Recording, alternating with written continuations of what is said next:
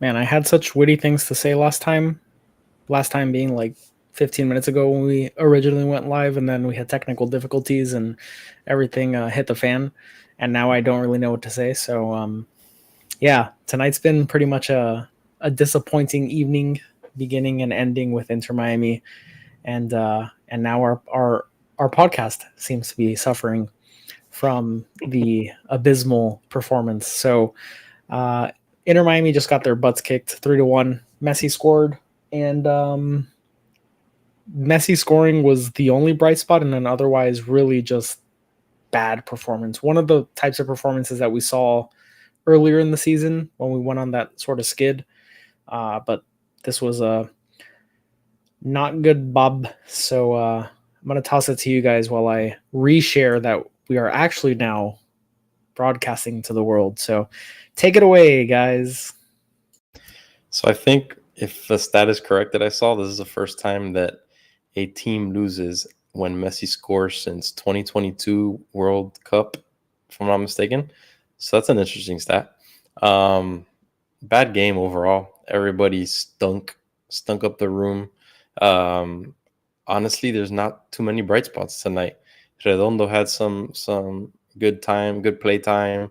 Messi had the goal, like you said, Julio, but that's about it. Messi was very flat today.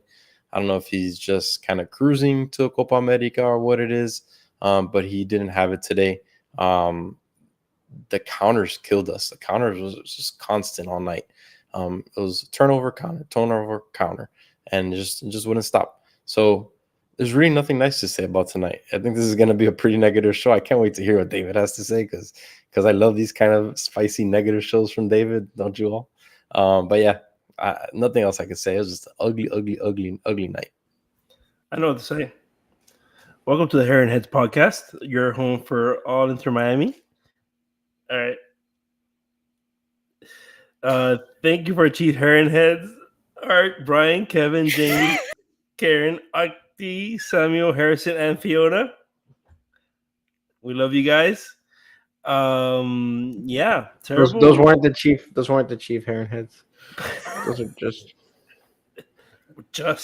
I support them just as keep well. rolling. All just right. keep rolling with it. Yes, Chow, Abu, Ava, and Marivi as well. So there you go. Stephanie, I don't know what's happening.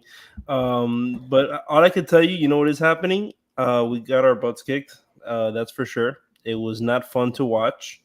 We were still hoping at the end. I would say, at least I was still hoping at the end that I was like, okay, well, hey, maybe we still somehow get a goal here in the 84th minute, and I don't know, somehow the refs kind of blow one, and we just randomly get a cross from Messi into the defender's head and use them as a backboard and get right into the goal. Who knows? That would never happen, right? We've never seen that happen. So yeah, I was kind of excited to that we like kind of like snapped out of it. You know what I'm saying? It's unfortunate because the last 4 games we've literally had 4 goals in the last 4 games, which it's pretty abysmal from us, considering what we've been accustomed to seeing from these guys. Yeah, I wasn't impressed. I wasn't impressed by anybody really. Yeah, Chris said there were only a couple bright spots. I don't see them. I don't even see a couple bright spots. This game from start to finish was an unmitigated disaster. We didn't do anything well in this match. Nothing was done. Like, remember how we say Gressel always has like that one redeeming quality? Well, we didn't get that from Gressel. We didn't get that from anybody. Yeah, Messi scored a goal, which kind of seemed like a screw it, I'm gonna kick it in goal, and of course it found its way to the back of the net because he is Lionel Messi and he's the greatest in the world. But other than that, we didn't do anything. We didn't do anything at any point. The 2 goals, the first 2 goals, where there was just acres of space around their striker. Nobody came anywhere near him. The defense didn't want to have any part of it. The midfielders didn't want to have any part of it. And then yeah, including the second goal, Drake probably could have at least made some contact with that one. He had plenty of time to react to it. But yeah, the defense, the midfield didn't play well. The guys who we rested and didn't send over to Vancouver, they looked like They rested all the way up to this match. Like They literally went to they rested and live at 3 a.m. That's what I think. No, I it don't looked know. like they rolled out of bed and just walked onto the pitch, and then they just slept walk through most of this match. Suarez, invisible. Alba had some nice passes, but on the first goal that kind of derailed everything, he was really selling the tackle hard and stayed down through most of that counter. And we're down a man on defense with Alba out there, and then we're also down athleticism on defense with Christoph out there. It was just there's a lot of bad going around here. Yeah, Redondo played a bunch. That's nice to see. Gressel starts and doesn't do anything. We need to stop starting Gressel. I understand he's a veteran, but what the hell is he bringing to this club? He's bringing nothing. And we saw when it was still 0-0, there was good counter opportunities with Gressel, and the ball finds him, and it dies. The opportunity dies. There's nothing going on there. Tata has to look in the mirror and say something's got to give here, because we just squandered an opportunity against a struggling Atlanta team that hadn't won a match in 10 matches. And now we just squandered an opportunity with Messi. So now we don't have Messi out there. We have one more match with Messi before Copa America. He's going to have to start figuring stuff out, because there could be an exodus of players for Copa America with Messi leaving. They're saying that Suarez is leaving. They're saying that not Redondo, but Campana might be gone. So Suarez, I don't know. I don't want to just run away here with all the storylines. Please, somebody yank me off the stage. Robert Taylor and his 6.6 match rating is going to be staying though, baby.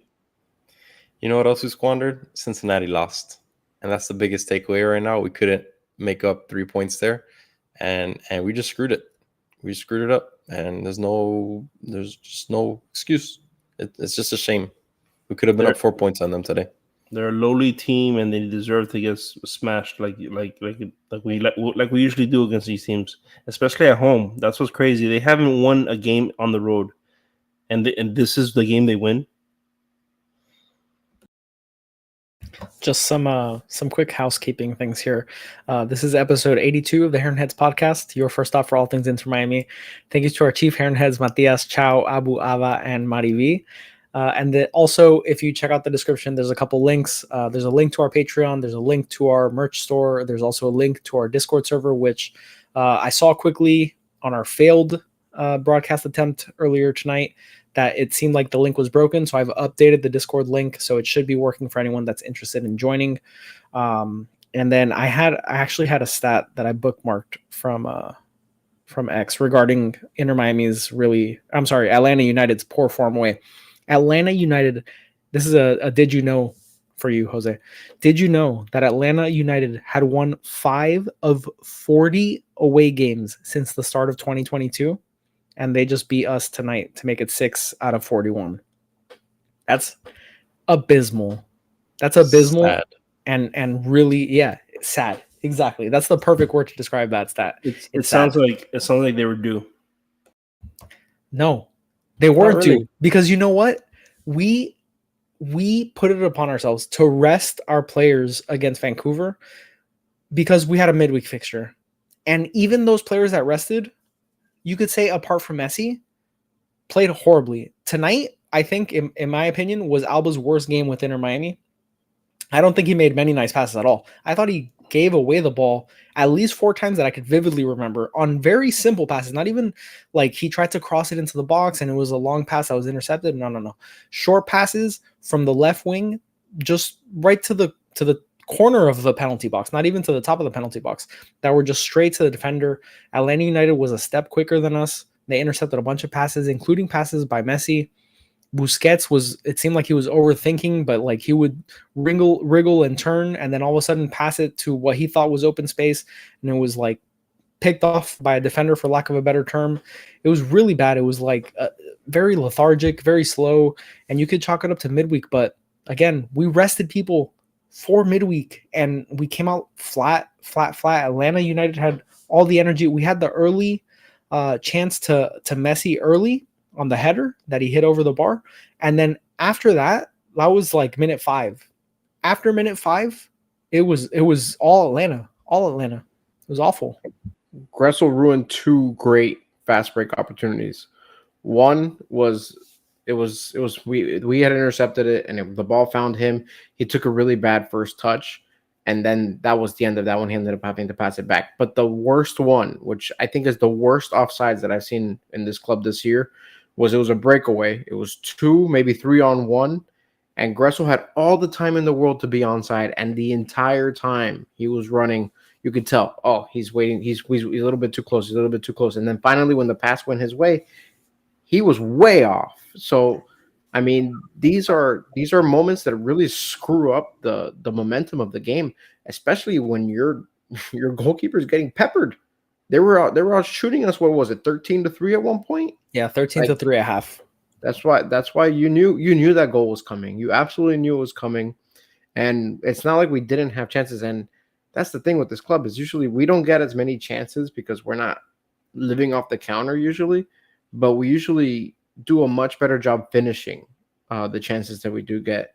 And it was the word of the day, squandered. We squandered time and time again every good chance that we had. This is really, really, really disappointing. You don't expect to see outings like that from a club like ours.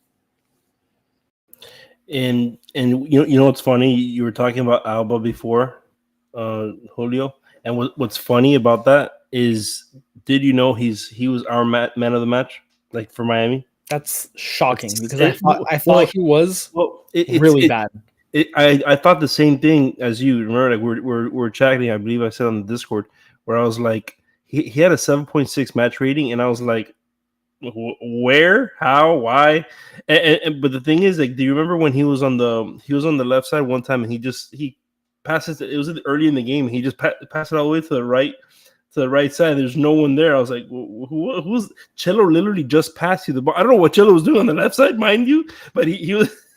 And that particular play, he was on the left side. He was there doing some tiki taka there, and he passed it to Alba. And Alba, I guess, was looking over there. He's like, oh, Gresso or Alba, Cello's over there. Oh, nobody's there. They're straight out of bounds. Yeah, he had a 7.6 match rating. The man of the match was obviously Saba. He had 8.7 match rating. I mean, guy was unstoppable. And that was another one that Alba was there. He was almost like daring him. He was like daring him to shoot it, and he was like, "You won't do it. You won't do it." And the guy just sunk it from out of the box. That's what I was going to mention. Was he really unstoppable, or they just didn't try to stop him? I mean, the defense. I will give it to what Obito said, that Christoph played really well. He played really well for maybe 3/4 of the match. After that fourth quarter of the match, he is just slowing down. We were getting killed on the counters, and it just wasn't there. But where was the pressure? Where was the pressure? And I agree. I agree with you. There's no pressure on these guys. This guy, twice, both of his goals wide open shot, no pressure. Alba was eating crap on that one. Alba was just letting him run, and that's it. Christoph actually covered him well on the outside. They switched. Alba took him over, and he just took him. He just took him to the box without any issues. So yeah, the defense today. I usually stand up for the defense because I think they're better than what people give them. But tonight, they were not there. And obviously the counters just killed us and left them out of position all night long too. Yeah, they were definitely back to their old ways. It seemed. I think it's really tricky to say that no one pressed Sabo on specifically on the first goal, which was a beautiful goal. Nothing taken away from him, but it was transition. The whole back line was covering other players that were running, and then he just ran into the open space and smashed one from outside the box. I think it's really hard to say that someone could have stepped up because it was like a 3-on-4, and the other people that were just off the ball were pushing everybody back. I think it's tricky. I think someone would have ended up being open, and regardless, I mean, Atlanta had all the momentum at that point in time. Like Dave mentioned, it was 13-3 shots in the first half. It was just flat, really surprising. You know, if I had told you guys Redondo's going to start, all the Barca boys are going to start, how do you feel? We all would have been like, yeah, fantastic. You feel it's Great. a better defensive effort when you have the likes of Redondo and Busquets in the midfield. They're like, oh, they'll kind of be able to mask any deficiencies you'll have with Christoph back there. But when everybody has a subpar match, Busquets included, that's the other thing. Is like, yes, Busquets, Messi, and Suarez didn't play. Alba did. Alba played. Alba traveled to Vancouver, played in Vancouver, and traveled back. He's the only one who really could have an excuse to say he's exhausted, because that is a lot for an older player to deal with. And according to SofaScore, he was the best player. But I honestly think that his score is inflated because he did complete crosses, and that probably helps his score out quite a bit. But I don't know. I'm mad. I'm sure the chat's mad. Part of me just want to say, let the chat go and just start reading chat messages, because I have nothing. I don't like being negative, and I feel like there's nothing but negative to talk about right now. I think it's important to call the team out when they're performing poorly. We love having the party after we win and come out on top, but we need to get after them. I mean, this was a failure. There's so much pressure on these games that we still have Messi, that there needs to be a concerted effort to make the most of it. And it's okay somewhat to not win every single match, but to come out and perform the way they performed tonight was really disappointing. And also, again, in another game that we're losing, where the game's sort of out of hand, again, just no subs. Regardless of subbing off Messi or anyone else, like, no attempt to try to change something to maybe put some energy into the team. We were calling for Benja not to start because he brings a lot of energy off the bench. Benja doesn't start, doesn't sniff the pitch. Maybe insert him for Gressel. Maybe bring him in for anyone. Robert Taylor, who did nothing of note, you know? Bring him on to bring energy. Bring on David Ruiz. I don't really care. Make a change. Bring on Afonso, who we haven't seen in a minute. You know, just try something. Like, I really, it bothers me when Tata doesn't give the impression of trying to change the tide. He just is like, well, let's see if something magical happens. And Messi scores the goal, brings it to 2-1. And it's like, okay, we're sort of back into it. It really was like out of nothing. It's not like we were really pushing Atlanta. Atlanta was generating tons of transition opportunities, but it's just like Atlanta comes down and scores, and no one was really surprised. And that was just like, well, let's see if Messi can score again and bring it back to 1. And then, I don't know, something might randomly happen. I will say I did like this only sub that he made, because a lot of us were calling for Rojas to start instead of Grosso in that position. Rojas, like we said before, should start in the midfield, and we think that's where he's best suited. Grosso shouldn't be starting anymore. At least Tata made that sub at the 57th minute, right before Messi scored the goal, to at least give some sort of life in the attack. But I mean, I don't know if he didn't have anything to do with that goal scored by Messi. But at least it was something that he did in there. But after that, he just left it as is and kind of was complacent with what was out there. At least he made that switch. That was a glaring one. Speaking about Rojas, we were always happy when he was aggressive with his shots in previous games, and then his shots didn't hit the same when we're down by a bunch and he's taking these half court shots, and we're like, it's not as cute anymore. The first one he took was nice. The second one we were like, not that one. Not today. Not now. Yeah. Wait, before you jump in, Jose, I'm just kidding. You guys mentioned a lot of like Toto. Toto actually had the worst match rating for us. He had a 6.4. But one thing I'm gonna do what David hates. I'm just gonna throw out a bunch of stats right now, and all of this, and I'm gonna tell you why. Because I'm gonna tell you them, and I want you guys to tell me what that tells you, what I'm kind of pointing out. Wait, but do we wait for you to say all the stats before we tell you, or do we tell you right after each stat? No, because once you hear everything, you understand what I'm trying to say. So we don't have to say anything. Don't say anything. Wait, but did you know that Toto got another yellow card today? I did not. He did, and he almost got a second one. I felt like he was playing unhinged. I mean, for Calendar to like be screaming his head off, like I think he wanted to rip his head off after towards the end. I don't know if you noticed that he was blasting Toto. Toto was out of place constantly. It just didn't know where to go. He was feeling dangerous. Let's just say. Calendar was pissed off every single goal. I mean, rightfully so. He was pissed off every single goal. Well, he should be. He shouldn't allow them. So he should be very pissed off. 3.51 xG for Atlanta, 0.8 Miami. Duels, just duels. Okay, just in those are effort plays. Duels, 1-on-1. Okay, ground duels, aerial duels, dribbles, just regular dribbles. Atlanta, wide margin, kicked their ass. It wasn't even close. We weren't competing out there. Tackles won. We lost 50% of the tackles that we had possession of a dribble. 75% they would win it. But we won the possession game. So from I'm not gonna. All right, I'm just gonna tell you what I see from those stats is I felt like the effort wasn't there. I felt like they just weren't necessarily.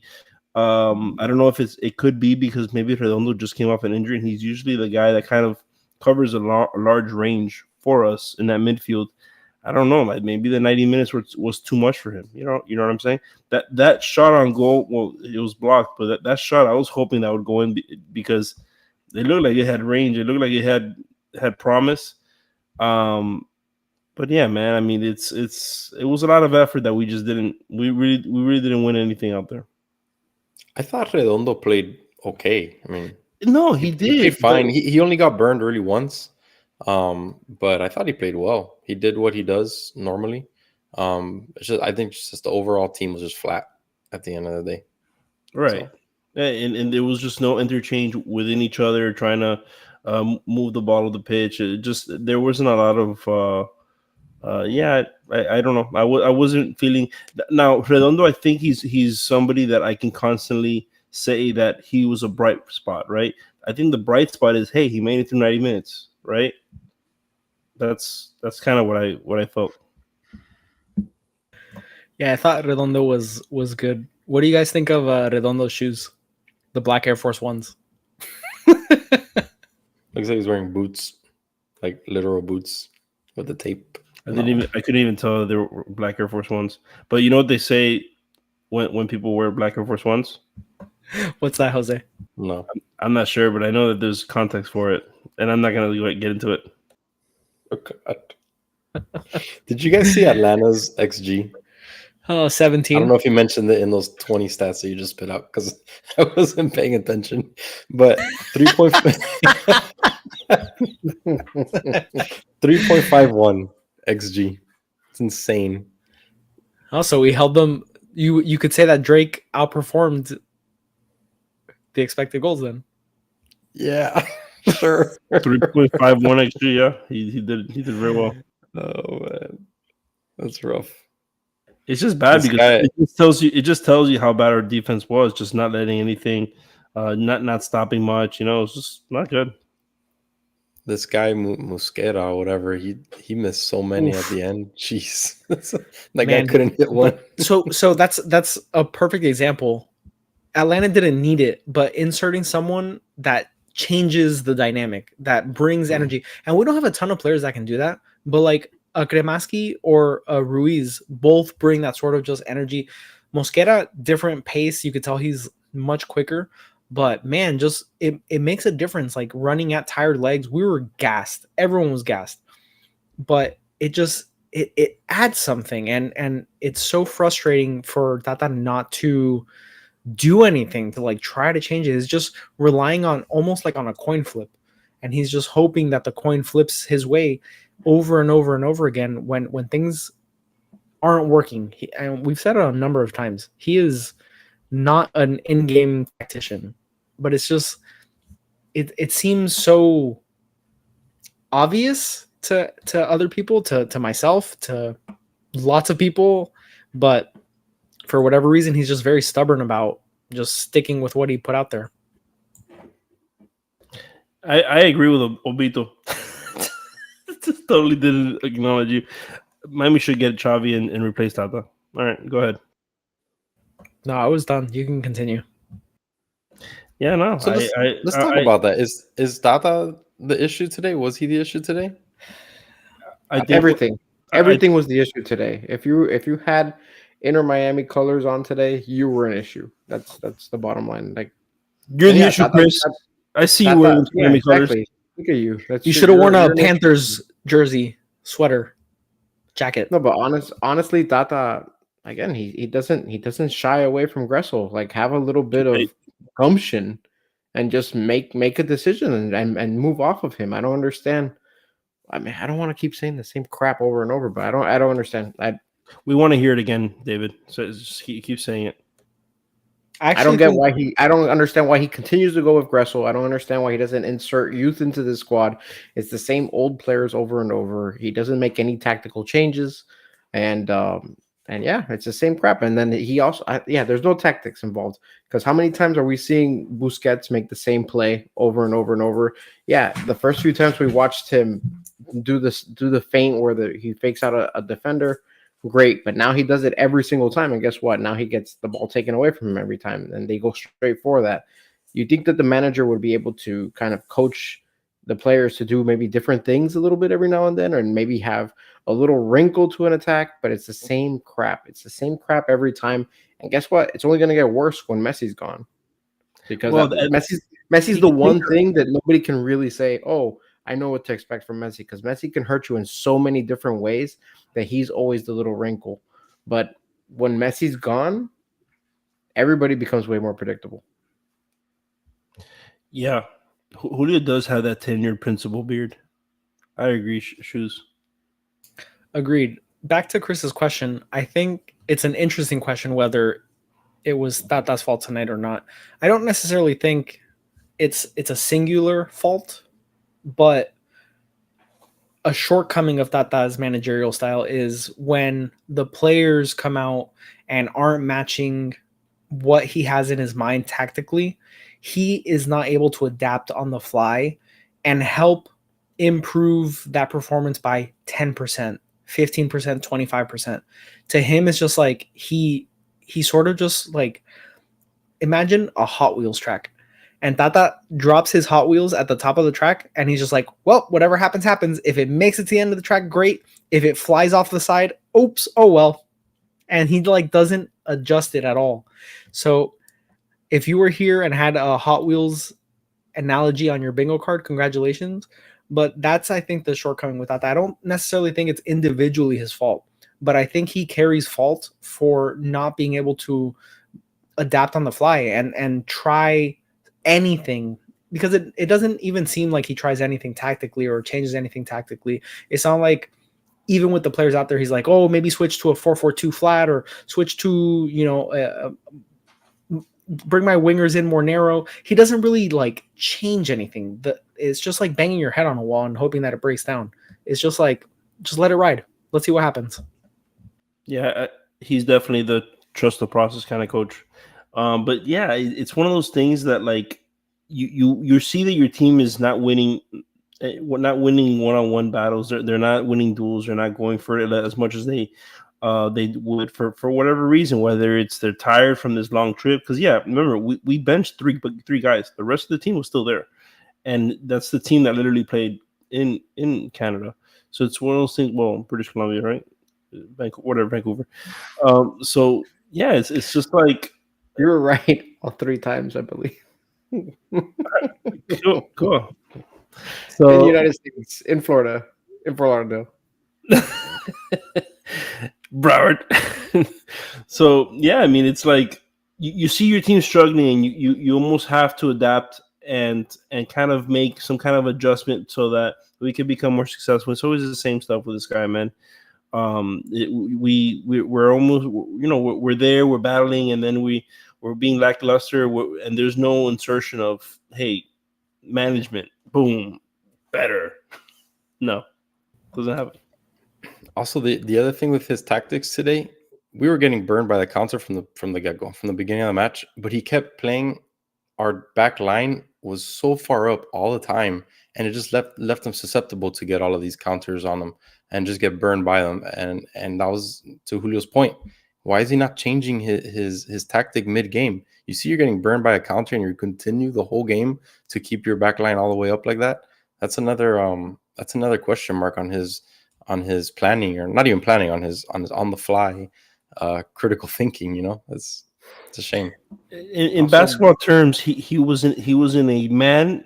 He was man to man, and he never went to zone. To change it up. I do know, Jose. Slap the floor. The problem is also with playing a high line. You're doing it with Kristoff. Like what? Like you're just begging to get countered, and even with that, Kristoff showed a lot of guts running back and actually breaking up a few plays. One of them, a diving attempt with the tip of his toe. He just got enough on it to save a very, very good chance on goal. So Kristoff, as limited as he is, he played, I feel, to the best of his ability, which is great for Kristoff.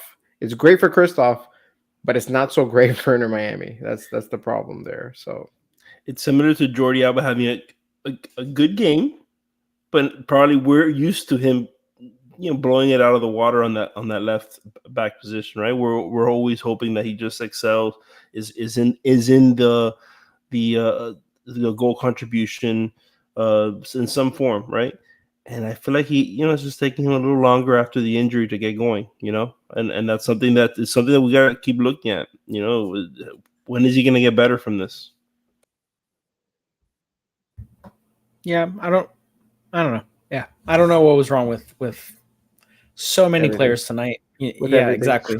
Right, because there's it just felt flat. It felt flat. It felt like the energy wasn't there for whatever reason, almost as if the lack of losing was subconsciously like, oh well, we'll just get by because this team isn't as good as us, and we'll just get the result. It almost felt like that sort of attitude of just like, we can sleepwalk through this game and the result will just come inherently. And to me, you can't approach any match like that, even if it's against Dallas or New England or Atlanta. You need to treat every game like it's Cincinnati, because you have to understand that the other teams that are at the top of the table are also fighting you, like, actively. And Cincinnati lost, and we blew an opportunity to widen the gap a little bit. And we can't be doing that, especially knowing that a bunch of players are going to be gone the next month plus.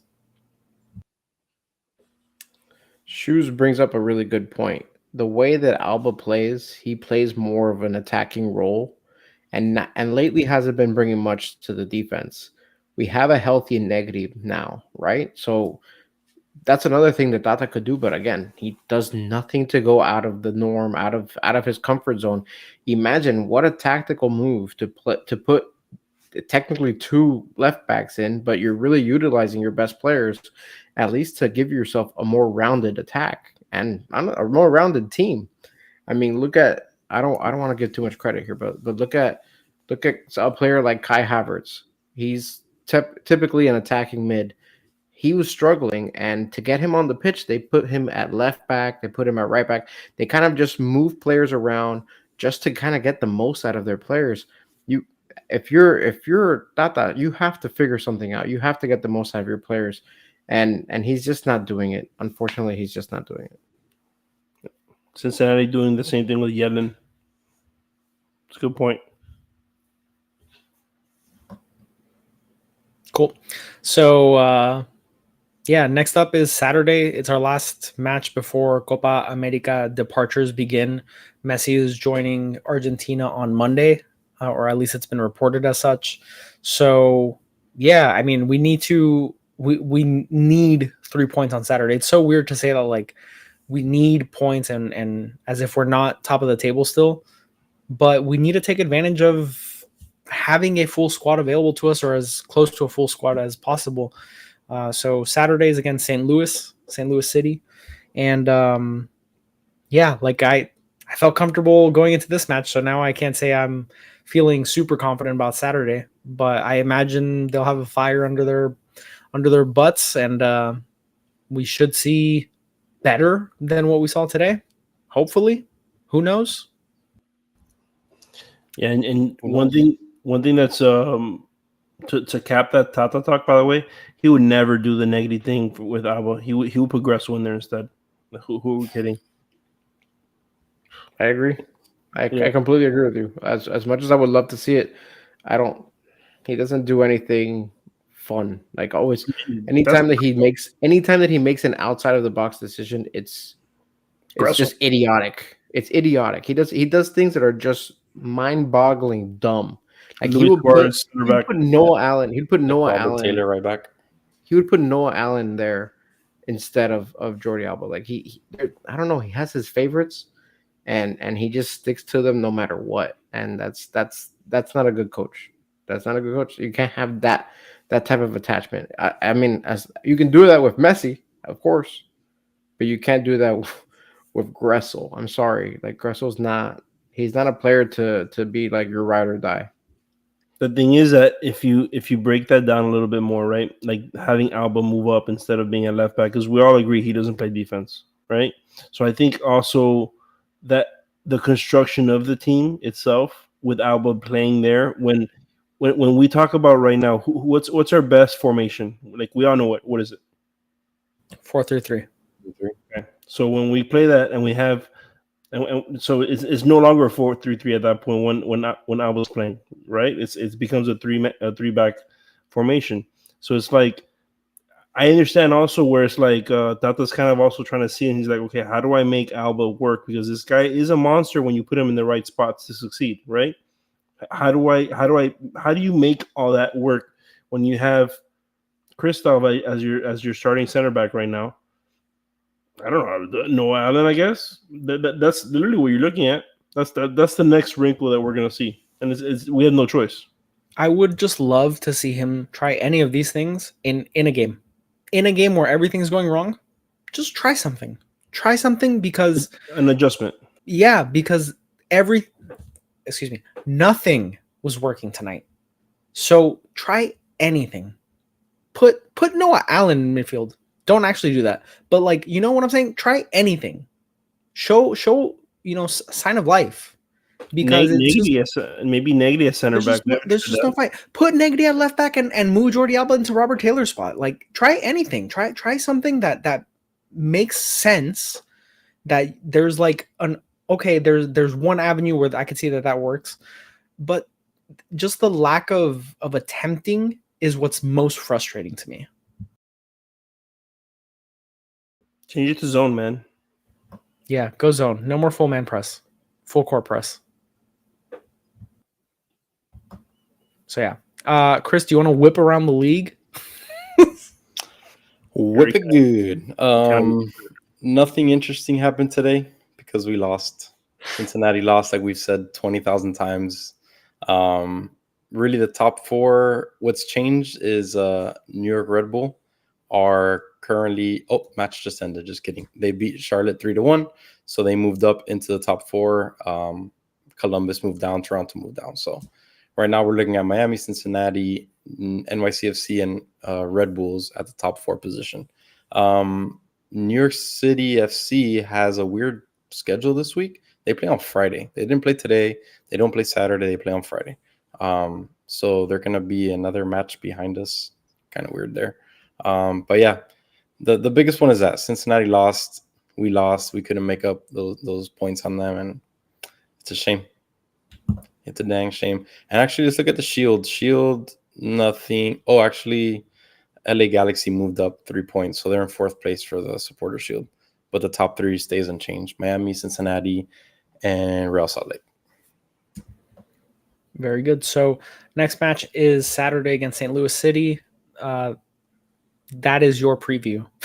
There will not be anything more formal than that, but we will be live, hopefully with no technical difficulty Saturday night, and hopefully in a more positive outcome before that. So any additional closing remarks there, Dave or Jose? Yeah, when we're talking about, and just briefly, the reason why we're also saying must wins for these games is because we have impending players like we've talked about before going to Copa America and have all these players that they're leaving. And so it's like we almost, I mean, I don't know about you guys, but I almost put that as a tie or loss on those games. That if I was a betting man, I would never bet that they would win without Messi playing and those guys playing on the pitch. I would not. And it's so if I'm not betting that, guess what? It's because we rely on those guys a lot. Like Shu said earlier in the he said it a little while ago. We depend on these guys blowing up once in a while. Like one of these guys just having a monster game, boom, we win. And when they're not there, who are we gonna count on? Rojas? Is he leaving too? Maybe. Who knows?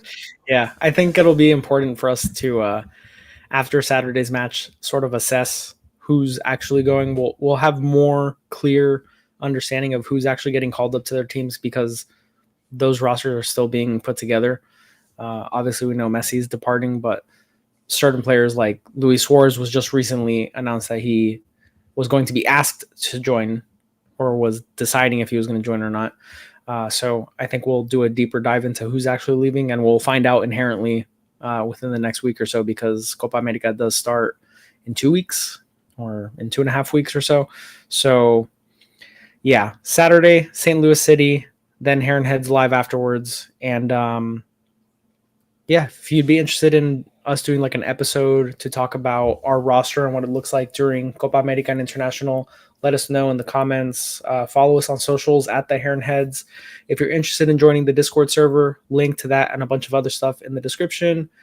Thanks for watching the Heron Heads podcast, your first stop for all things Inter Miami, and we will catch you on the next one. We'll be right back.